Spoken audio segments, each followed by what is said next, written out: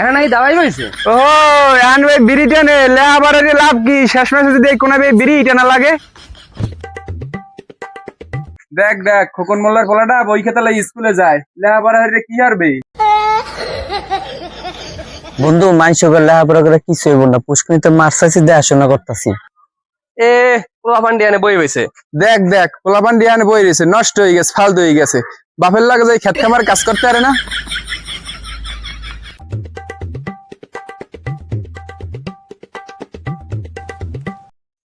ওই দেখ দেখ বাপে কতগুলো টাকা পয়সা দিয়ে লেহা বাবা কালাইছে, চাকরি বানা ভালো কথা, একটা ব্যবসা দাবাই দেবে। ভবিষ্যৎ অন্ধকার।